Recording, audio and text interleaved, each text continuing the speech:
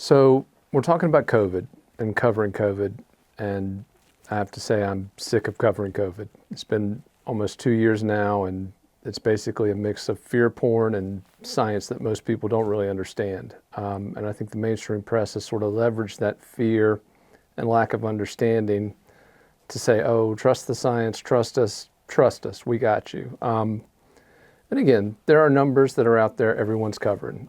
We talk about cases. We talk about case fatality rate. We talk about fatalities. We talk about hospitalizations.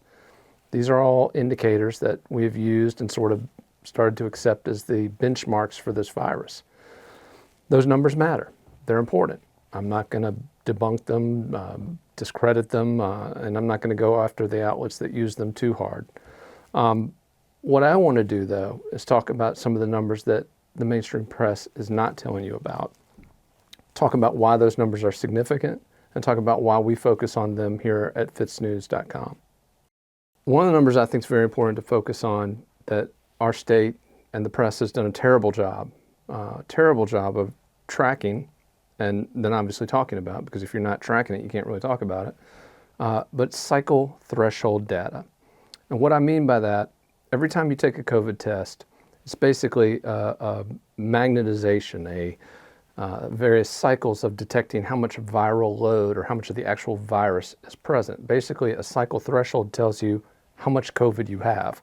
So if the virus is picked up very early in the test, you have a high viral load. If it's picked up later in the test, you have a lower viral load. And so again, that viral load not only impacts how sick you get, potentially, but also how contagious you are. How much of that virus you have is directly related to how you can spread it, how easily you can spread it.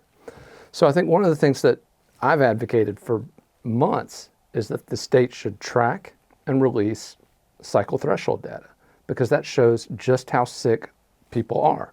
And I think that's a very important metric to keep track of as you look at cases and as you look at whether they're rising or falling. Another number I think is very important to follow is called R0. It's basically the R with the little number at the bottom of it. So it's R and then whatever that number is. R0 is essentially reproduction rate. It means how quickly is the virus reproducing. And again, why does that matter? Well, it's probably the most important leading indicator for COVID, because if that number is above 1, it means the virus is spreading. It means for every person who has COVID, they're infecting one other person at least. Now, if that number is below 1, it means for every person that has COVID, less than one other person is being infected. So one of the reasons that we're talking about COVID today is the emergence of the new Omicron variant. And again, variants have been hit or miss in the past. Obviously, Delta was the real deal. It was serious.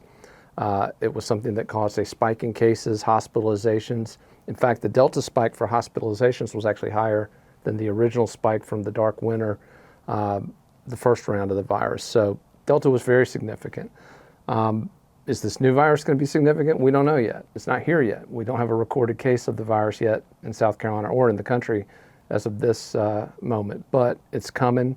And the question is going to be, will it be able to replicate itself outside of where it originated the way that Delta did? If it does, we got a problem. If it doesn't, it'll be like Beta and all the other variants that we don't remember the names. Decisions that you make about your health are among the most important calls you're going to make for you, for your family, for your coworkers. And so I just think we should base those decisions based on good numbers, on complete numbers. And so when we report on COVID, we're going to give you that complete data. Not only the numbers you see in the mainstream press, but the numbers you don't. So again, if you want the full data for COVID in South Carolina, come to FITSNews.com.